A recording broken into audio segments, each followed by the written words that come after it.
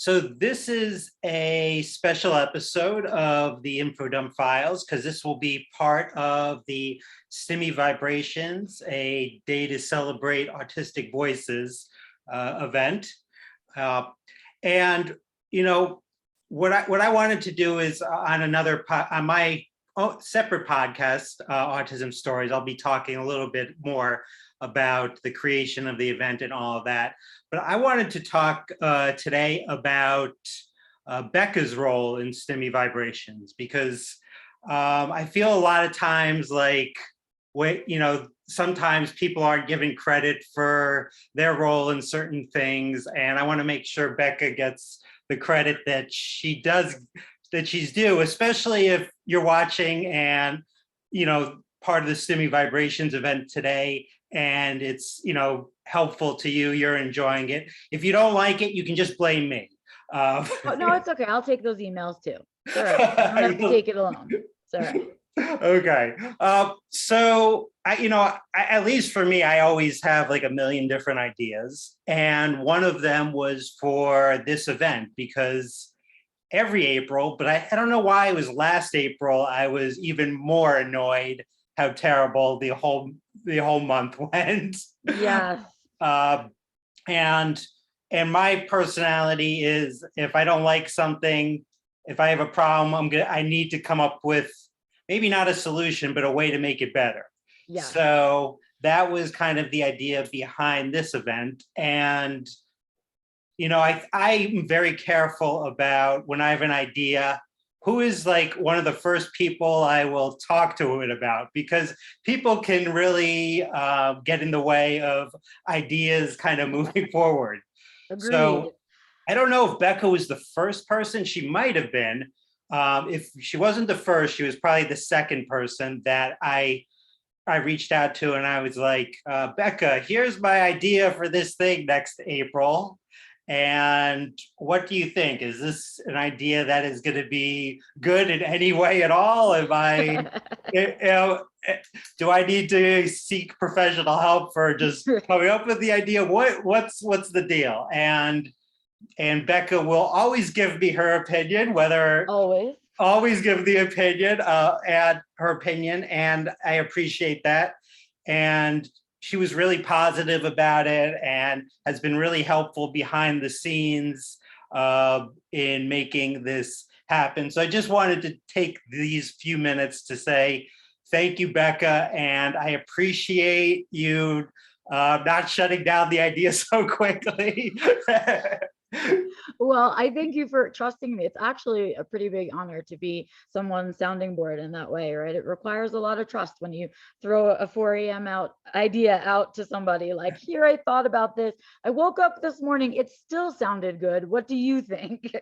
Right? And so that's a really important, and I think that's what I dig about our relationship, is because Doug and I are doers. We don't like to sit on ideas. We have ideas and we're like, well, let's do it. So let's make it happen, because we both get frustrated by that unempowered feeling. Like, last April sucked.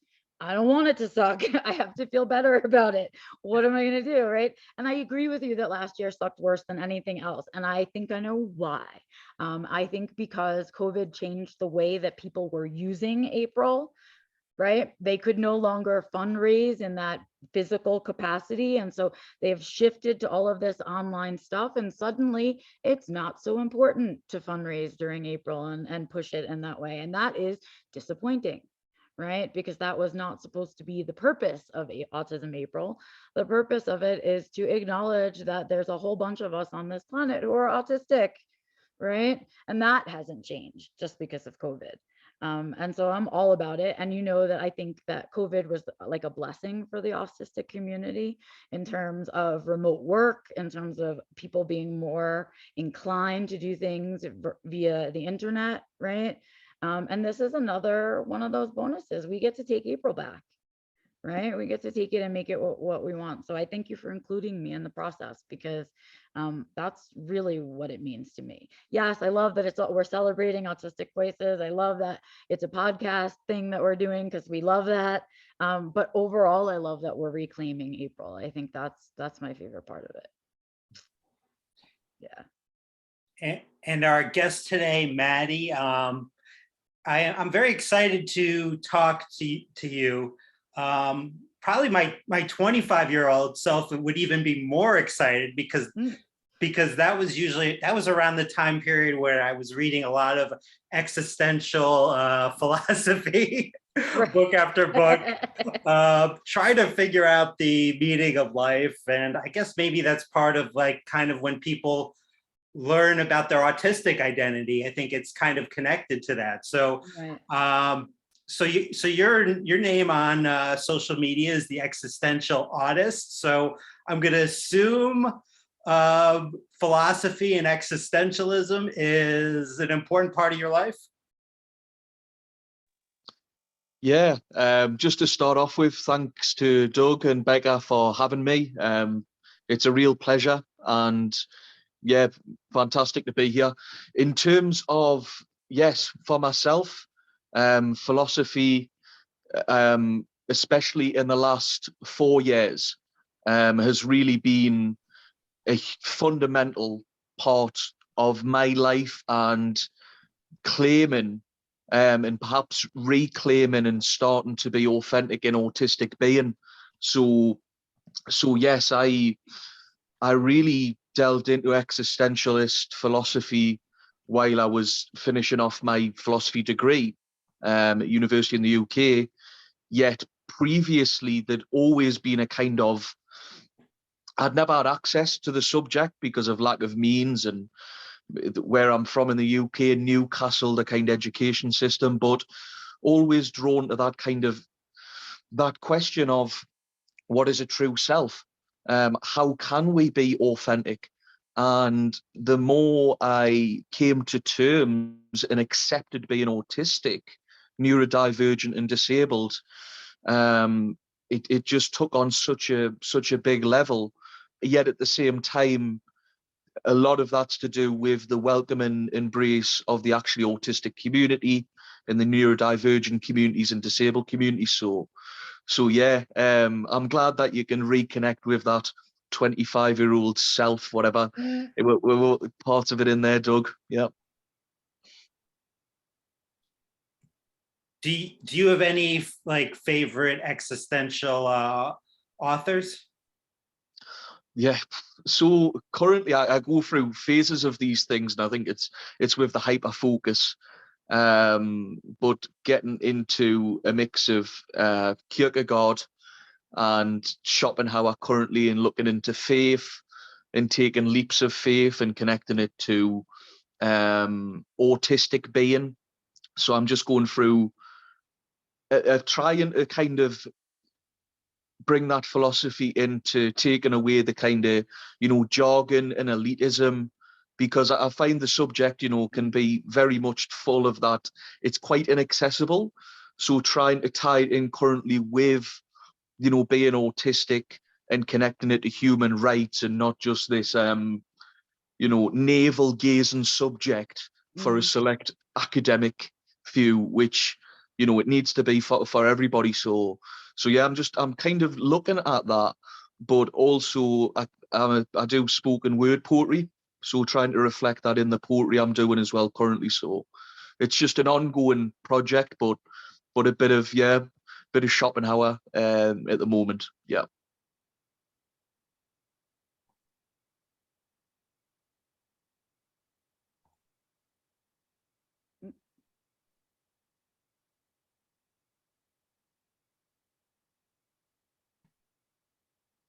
Sorry, I guess I was on mute. Happens. I was just enjoying the moment there. I was maybe you saw my lips moving, but nothing was happening. Have you read much of Nietzsche or Sartre? Yeah, but well, with Nietzsche, I actually think an opinion of mine of Nietzsche's kind of perceived nihilism. I did look a lot into those books, Zarathustra, and try to tie that into becoming and being authentic.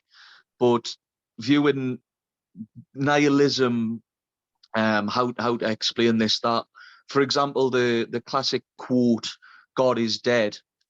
But it's not mentioned that we've killed him. like using it as a warning to kind of create a new faith and not lose all sorts of hope. So yeah, that was kind of a big part of trying to not turn into this classic kind of depressive type. Actually, you can bring faith with that and hope for like neurodivergent self. Because for me, faith's a key part of that rather than classic kind of nihilism. So yeah, a bit of Nietzsche, who had a lot of his works manipulated as well for propaganda. So yeah. I was a philosophy major myself, and so I'm trying to hold back from like just having a whole info dump to myself right now. But I think it's really interesting how, if you're a philosophy person and philosophy speaks to you, and that's the stuff you want to think about, how the way that you view different philosophers change as you develop, right? So, I mean, I was in college, I was 22 years old, and I was full nihilist. What? That was my life. And either that or the classics. That was it. I was very, very snobby about the whole thing, and like really into it. It was a special interest of mine for 6 years or so, and that was a really interesting experience for me. And as I get older, I feel really uninclined to Western philosophers. And I'm finding that all of the stuff in the Eastern philosophy that I didn't understand when I was 22, I understand at 46. So it's been like a growth for me. And so I'm kind of relearning a lot of those things. And so it's interesting to hear you talk about also kind of phasing through that. Yeah, Becca, I think that's fascinating, isn't it? How the perception shifts with time, and me being 27, but also always being seen like an old soul. I don't know if it's like the neurodivergent things and being around older groups with that, but I completely get you that it's still so obsessed with those Western thinkers and the classic, kind of white guys in the existential crisis. Right. So I think leaning on more Buddhist philosophy as well and Zen thinking is kind of key. But yeah, I'd love to learn more, to be fair. And you were saying how you do a little bit of spoken word poetry. I'm very interested in poetry these days. I haven't attempted it yet, but what kind of sparked your interest in poetry? So poetry for me, again, in terms of a huge passion of mine, has always been the world of words. In terms of understanding myself and the world around me, I've always had this this mind for the sound and rhythm. So literature and being exposed to that from a young age, and kind of it has always been a great stim of mine. Actually, discourse, any poetry. So that's kind of, it's only recently something that I've became more open about in terms of spoken word poetry, but I've been writing quite a bit and keeping it to myself for a few years. More as kind of self-help and dealing with mental health and depression, anxiety. But now I've publishing my own stuff on my own blog and website, and trying to form some neurodivergent and autistic-led poetry and spoken word nights. I've got a group going now that's doing that, and online on Twitter, we'll have spaces on there, and just trying to connect. Well, I love the connections you see. So bringing the philosophy into that and trying to like spread it across, but it's my escape. Yet at the same time, I can learn so much, I feel, about people and their experiences through poetry. So I love that world as well. And breaking down as well, I'll say this: the elitism again. That because of accent or grammar or being perceived as the right kind of a lot of those classical circles can be toxic, as is the same with philosophy. So I'm really passionate to break down a lot of them hierarchies, so people can express as authentically and freely as they want, really. One of the reasons I think I'm I've gotten more interested in poetry is anything where I could speak less is like a thumbs up for me. And it seems like poetry, like the efficiency part of like words, it's like, oh, you could say this one word here and it conveys like 6 paragraphs, you know, like why use 6 paragraphs when you could say these 1, 2, or 3 words? Oh, Doug, I love that everything, it's all comes, and then why do you do podcasts, my friend? You don't want to talk. That All we do is talk. Every time we get together, we talk. You're so great. I guess a lot of contradictions, Becca. Right. Yeah, I was gonna say to that, Doug, you know, the cliche saying, you may be a poet, but you just don't know it, or accepting it and having that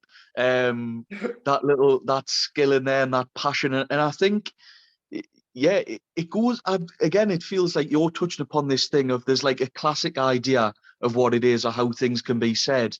And I always say this with philosophy as well and poetry, everyone is a philosopher, everyone's a poet. People are so multifaceted that we're not just a title that we think, well, you know, like with a podcast doing this, in a way, it's a form of poetry.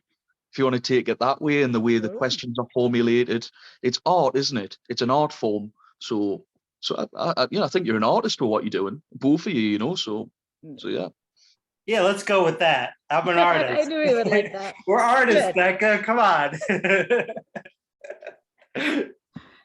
I think Matty and I have done a good job of consoling you. He's very kind about it, and I just am the one that shoves you out the door. Like, go talk anyway. Here. So, Matty, something I learned from you recently was, and I don't know, maybe I'm just so unaware, is about spaces on Twitter. And I know you're a host on Spaces on Twitter. Can you talk a little bit about like the benefits of that and what exactly do you do? Yeah, it's certainly something I'm really involved with now. So in terms of the Twitter Spaces being introduced, I've only came to it recently in the last couple of months. Again, what is time nowadays? It's so surreal, but so it's basically like putting on like a kind of live podcast where people can come up to speak. There can be an audience, but you can use that kind of space for many anything you really wish to host, you know. So for me, I'm focusing currently a lot on mental health spaces for neurodivergent folks, performing poetry at some spaces that some friends are doing, and yeah, also I help an organization that I'm passionate to help, which is in the United States, Autistic's Unmasked, which is a non-for-profit autistic-led you know, support group and advocacy led by centering BIPOC voices in that community. So kind of trying to amplify that as well as all the other spaces. So yeah, it's really amazing, those kind of experiences. And I think it's bringing a whole new set of people into speaking authentically and openly through the medium, you know, of Twitter, but also trying to include non-speakers or those who are selectively mute. There is a bit of pressure there, you know, like to ramble on, like I might be with things, but saying to people, look, if you'd like to direct message, the co-host or the host would love to read out what your thoughts are, or you know, what a question is. So I think it's very exciting, and I think it's just this new age that we're heading towards. So it's been very helpful, and I think just Becca discussing before about the start of the pandemic and this kind of reawakening of communication, it's tying in with a lot of that. So there is kind of a rebirth in that and opportunities for neurodivergent people to be accepted and heard. Yeah. Mm-hmm. Now, I saw I saw a post from you on Twitter or a message that I thought was very appropriate for this event, in which you talked about how the more neurodivergent, autistic, and disabled folks I connect with, the more I realize how much time in life I wasted trying to fit into a neurotypical world, so shallow, dull, and without true joy, love, empathy, and actual engaging discussion. So maybe, can you talk about that journey for you? Yeah, that was, as heartfelt and as authentic I could get with that. And, you know, every word, every utterance of that about, I think it connects to that philosophy and that existential kind of search for myself, because I spent so many years until really the pandemic, engaging with my, you know, truer self and connecting with neurodivergent and autistic folks to the levels I am now, because of a lot of lack of acceptance of myself growing up and in society. So I spent a lot of time kind of previously in the last few years before that doing a lot of mental health kind of groups and such, but not being open about who I was, not being open about being autistic, why I was so passionate, involved in music, gigs, organising, political organising. Yet there was always this inner self that connected to the existentialism that wasn't fulfilled, because I know now, because I wasn't connecting with neurokin, with those who'd had the lived experience. But you know, so it's been, you know, it's a real process for me also of becoming and recovering from a lot of them kind of darker days of lack of acceptance, I suppose. So yeah, it's perhaps like transcendental almost in an existential sense, because or a birth of a new self, there's like a bit, so it's my own project of self going on, but with the advocacy and everything, it's like, so yeah, it's very, very important to me and emotional. So yeah. That resonates with me so clearly. Like for you, it's philosophy, and for me, my vehicle has been personal development and self-help. But it's that same, I just want to find my real self underneath all of the other shit that everyone has put on top of me or done to me or has had or not happened to me, right? And all of that stuff. And I, you know, for me, that vehicle was a lot more of this Eastern thinking, right? Very mindfulness based and things like that.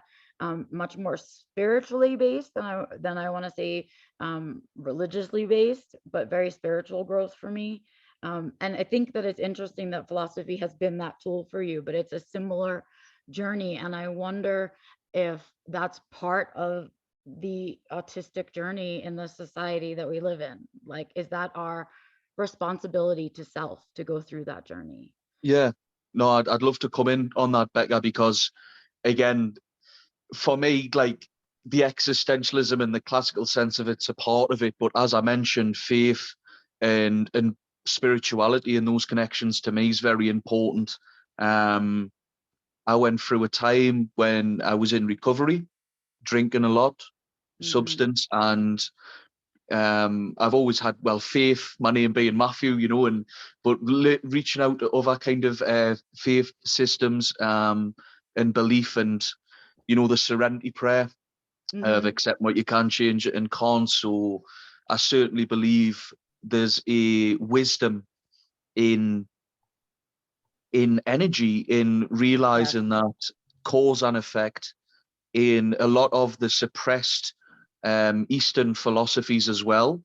A lot of you know, female philosophers that don't get discussed, and you know, some perhaps more revolutionary and life-affirming philosophy that still needs to be exposed within those belief systems. So I'm open-minded to, that's what I try to be. I try to be open-minded to different faiths and calling.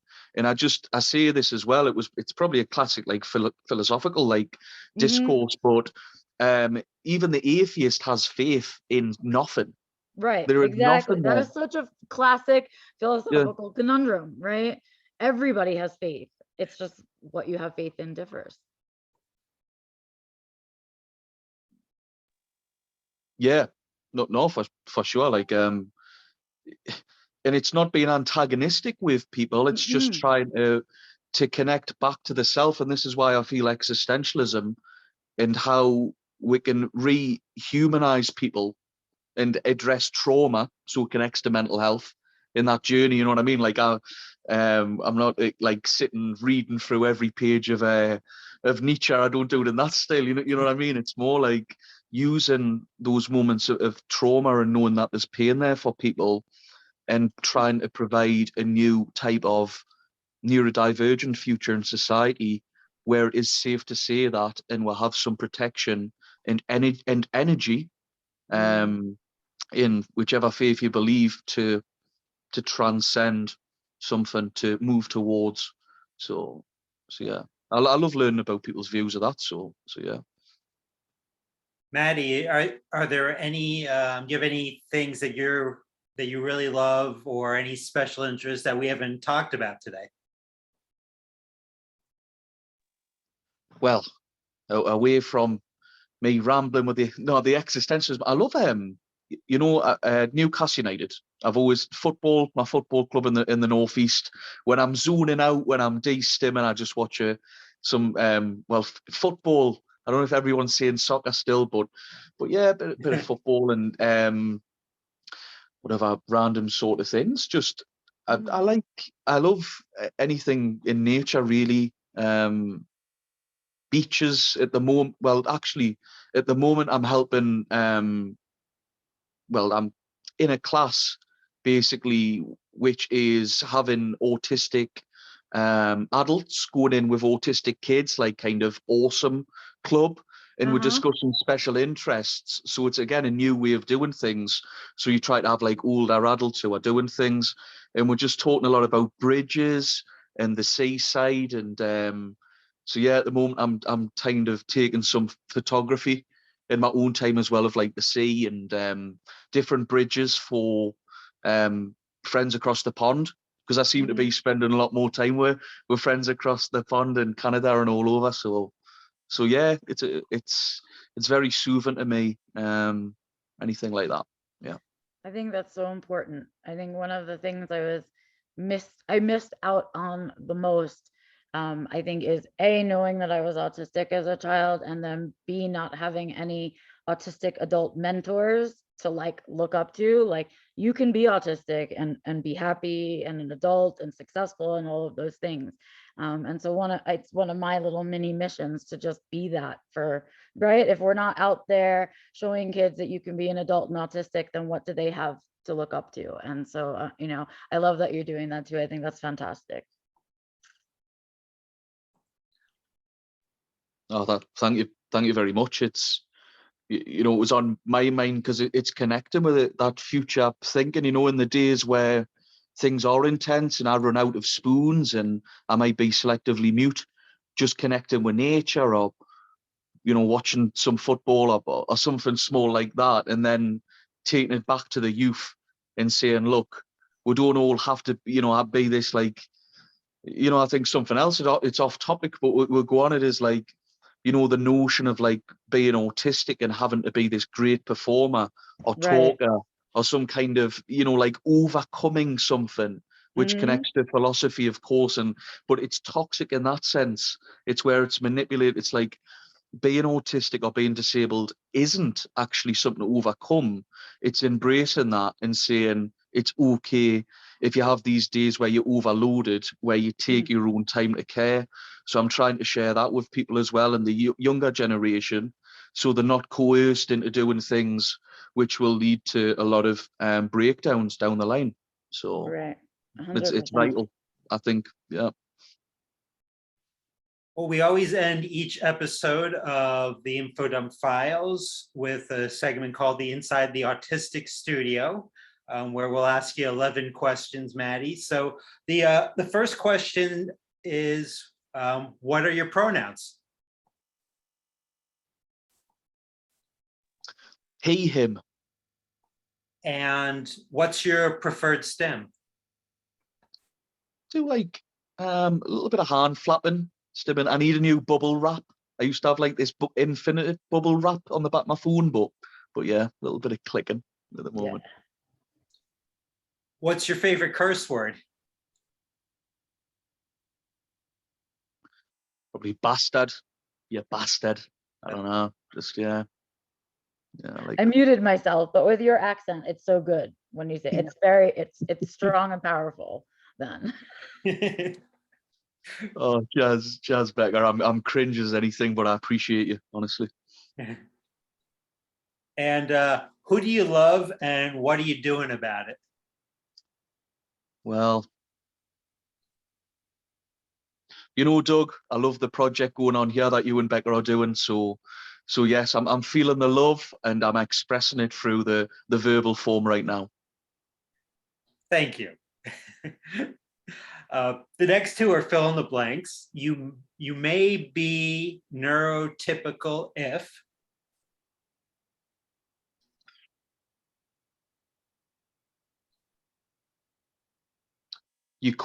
You don't question authority, blindly accept anything. And then you may be autistic if.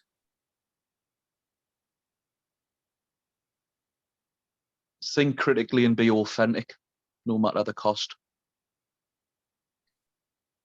What's something you want to learn to do or be better at?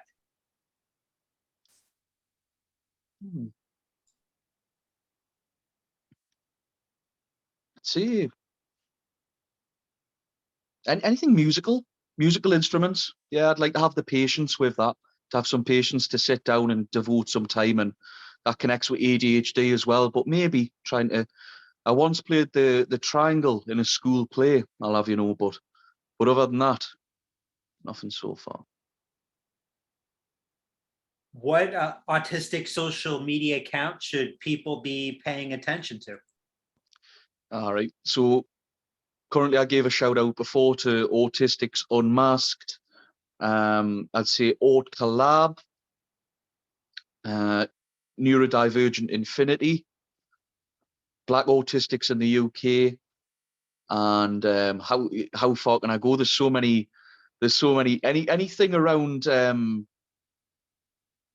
autism acceptance rather than just awareness, and neurodivergent emancipation. So yeah, there's loads. What's one thing in your routine you couldn't possibly live without?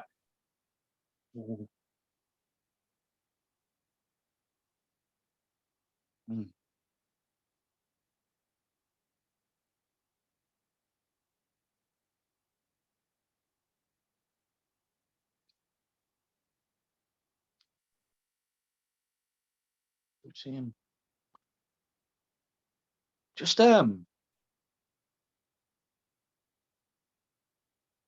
writing. Just writing. Yeah, I should have thought that through. Yeah, just writing down thoughts or anything troubling me. Yeah, I need to try to do that more. But yeah, I couldn't live without it. Yeah. Dog, cat, or must I choose? If I had to, honestly, dog, but I love cats as well. But yeah. And the last question, what does autistic joy mean to you?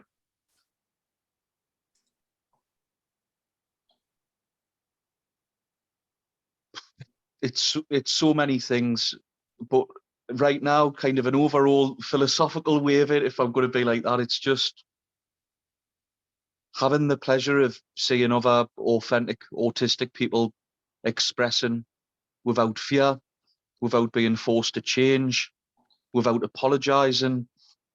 So there's something beautiful and transcendent beyond words experiencing that. So that's joy, just being fully embraced and accepted. Yeah. All right. That was the last question, right?